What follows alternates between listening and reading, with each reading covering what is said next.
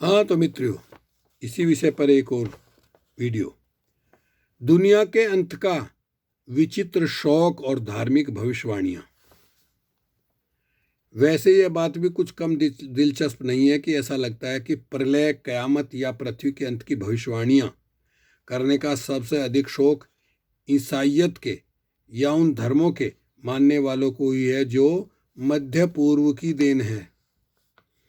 अब तक हर बार झूठी साबित होती रही इन निराशावादी भविष्यवाणियों का 2000 वर्षों का लंबा इतिहास बताता है कि ईसा मसीह के नाम पर ईसाई धर्म बनते ही कयामत और पृथ्वी के अंत की भविष्यवाणियां की भी झड़ी लग गई।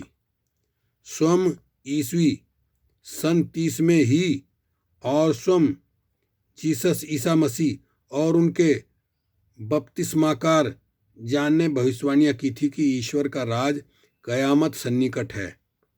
जीसस के शूलीरोहण और उसके बाद उनके पुनर्जीवित होकर स्वर्गरोहण के समाचार से तो उनके भक्तों को पक्का विश्वास हो चला कि विश्व के अंत और ईश्वर के सामने पेशी में अब कोई देर नहीं है।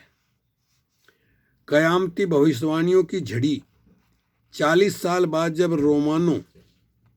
रोमनों ने यहूदियों के यरूशलेम पर कब्जा कर लिया और वहां के पवित्र मंदिर को नष्ट कर दिया, तब यहूदी और ईसाई दोनों घोषित करने लगे कि अब दुनिया का अंत निश्चित है। ईश्वर इस तरह का पाप राज करने नहीं दे सकता। इसके बाद दुनिया का ईस्वी सन 157 में, 200 में, 500 और 666 में, 1000 और 1033 में, 1186 में, 1524 में, 1541 में, 1666 में, 1844 में, 1914 में, 1925 में, 1975 और 2000 में भी अंत हो जाना था। पर दुनिया ऐसी हठधर्मी है कि इन सारे धार्मिक आदेशों को झुठलाती जा रही है। ये सभी भविष्यवाणियां बाइबल में कहीं किसी न किसी बात के आधार पर की गई थी। बाइबल के ही आधार पर अमेरिका के एक पादरी ने 2011 में भविष्यवाणी की थी कि 21 मई 2011 को दुनिया का अंत होकर रहेगा। ईसा मसीह तब केवल ईसाइयों को ही स्वर्ग में जगह देंगे।